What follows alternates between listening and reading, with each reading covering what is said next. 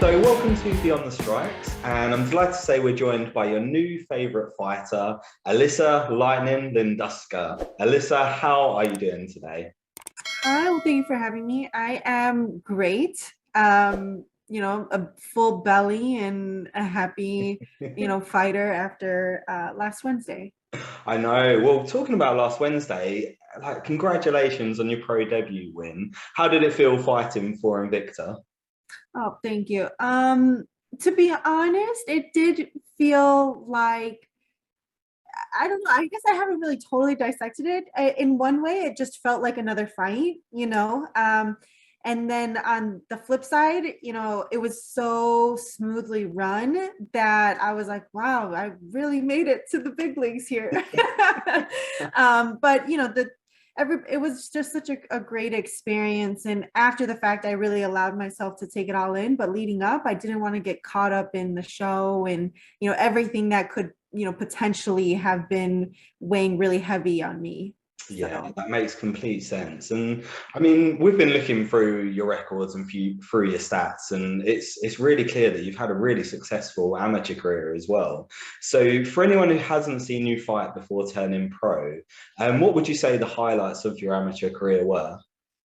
um the highlights, um I think that okay, well, maybe one of the highlights was I actually won a belt, so I was the 115 champ for Chosen Few up in Wisconsin, and then from that point on I just wanted bigger and bigger challenges. Unfortunately, I didn't get to defend the belt because COVID happened, but I went on to fight in Kentucky. I went to fight on FAC in Missouri, so I wasn't it wasn't my first time flying into Kansas City to go fight. I almost had this experience beforehand that prepped me for Invicta in a way. So it just kind of felt like all the stars aligned and every stage was bigger and bigger, and yeah, and just for this moment.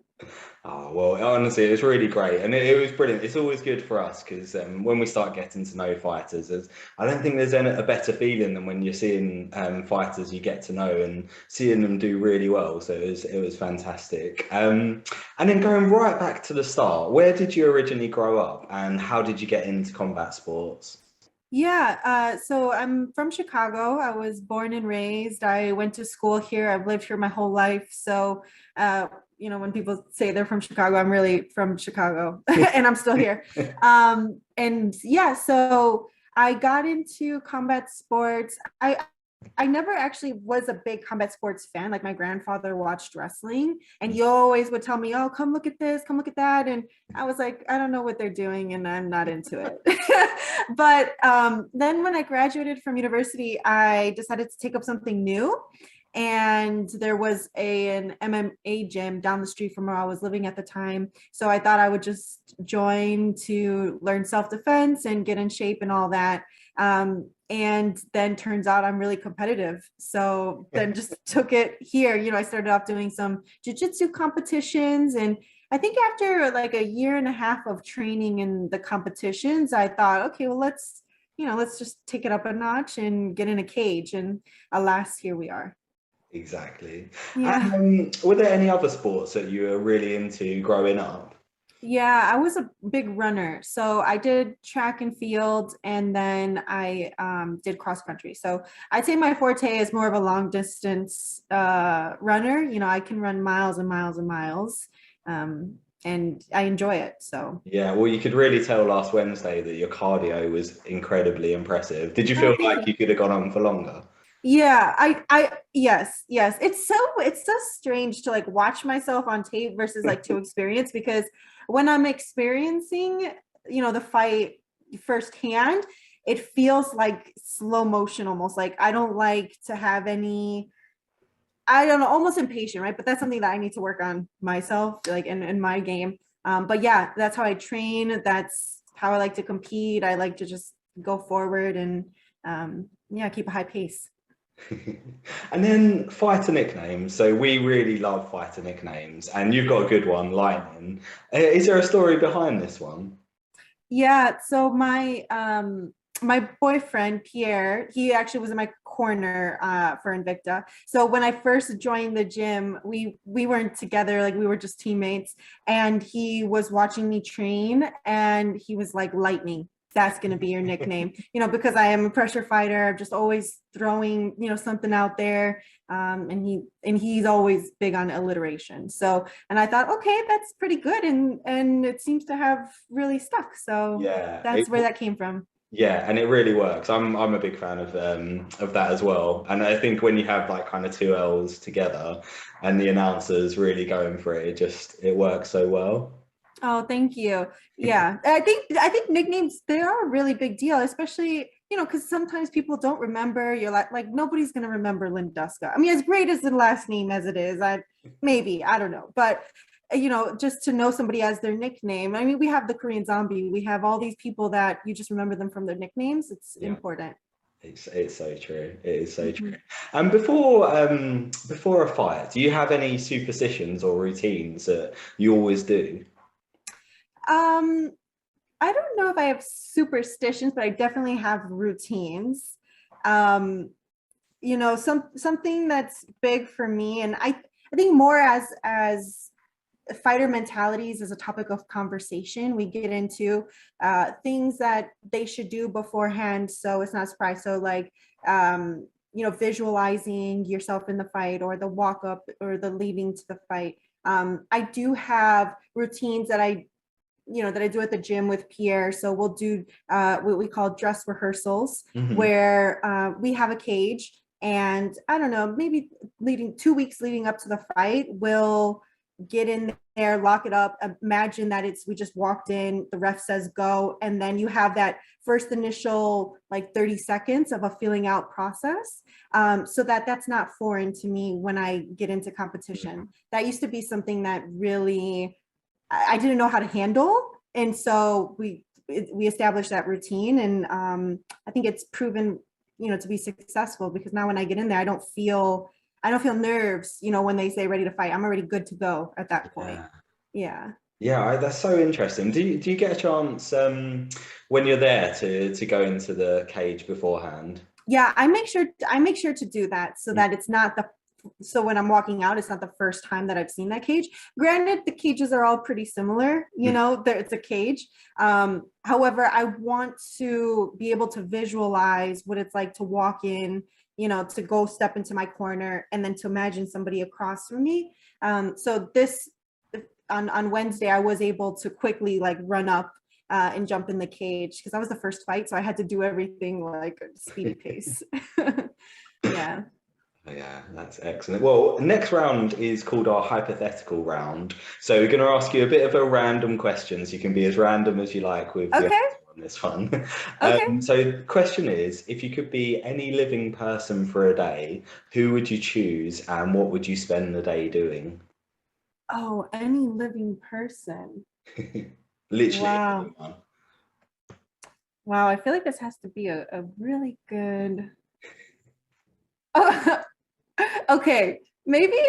Oh, yeah. I'm not going to spend too much time thinking about it, but I think it'd be really cool to be Joe Rogan, Yeah. right? To like to have a podcast and just be in that room and do whatever they want to do, and have these hypothetical conversations for 4 hours. And Yeah. then who knows what he does after that room, but I want to figure out, I want to know what it is, right? Like probably eating some great food, training with some great people.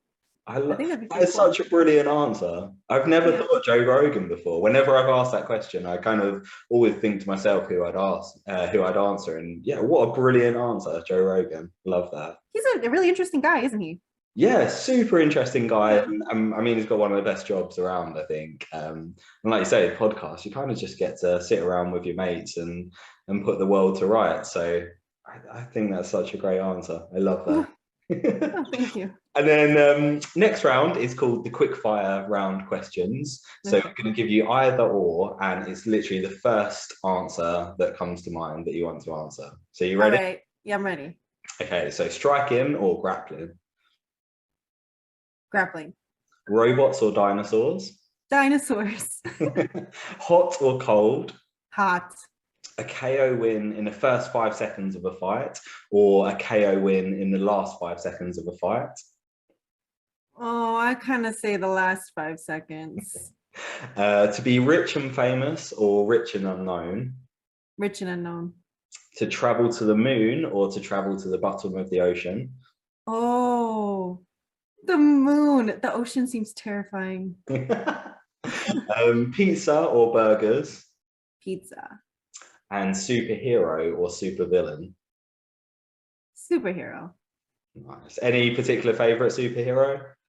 No, no, I'm not like a big superhero person, but I would rather be a superhero than a villain.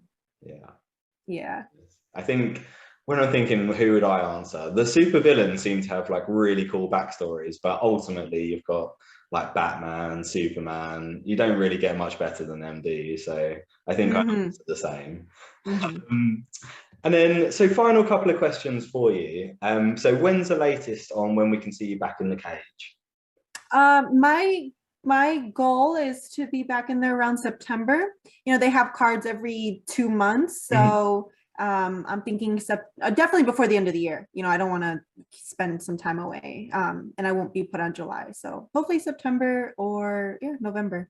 Excellent. You have to let us know where your merch is available because we will definitely be buying your merch and supporting you. So Thank you. So definitely let us know that.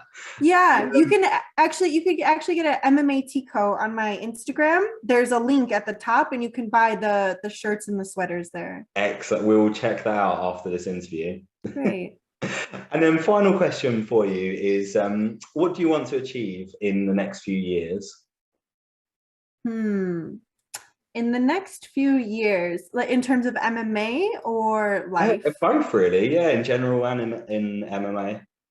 So I actually have two careers. I do MMA, and my goal within MMA is to fight as much as I can. You know, I'm not so necessarily bent on having to win X number of fights. The way that I've gotten to where I am now is just being the best version of myself and not giving up on myself, right? And I'm going to keep that going, and wherever that takes me in the next few years, I just believe it's going to be pretty high. I actually have this on my fridge, but when I first started MMA, our coach had us write down our goals or tell them what our goals were. And my goal back when, I don't even know, I might have had like one amateur fight, was to fight for Bellator.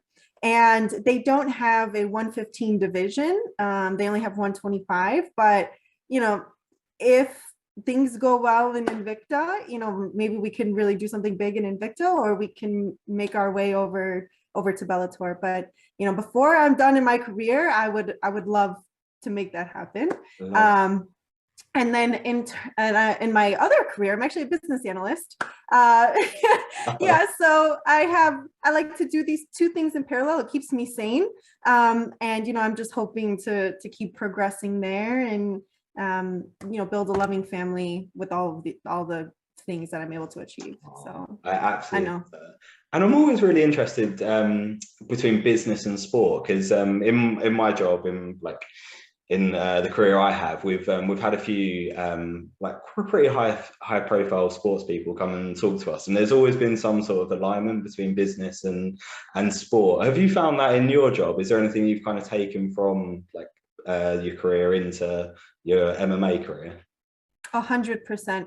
I was actually talking about this last week. So part of when you get to this level, you know, in a promotion, like you have to do a lot of media, you have to do a lot of speaking. And I've had to do that in my professional career, right? I've had to present to CEOs. I've been in front of many executive people, and I've had to present and be confident in what I'm presenting. You know, if your numbers are not right and you're not confident in your numbers, how are you going to convince very important business people, I guess, to believe you? And so I have a lot of experience in staying calm and handling those type of situations, which totally bleed over, you know, into MMA and back and forth. And, you know, not everybody has that skill set, you know, so it's really, really helpful. Yeah, I love that. Brilliant. Yeah. Well, it's been a real pleasure talking to you today. It really, really has. And we can't wait to see you back in action again. So have a lovely day and hopefully catch up soon. Oh, thank you. Thank you for having me. It was great talking.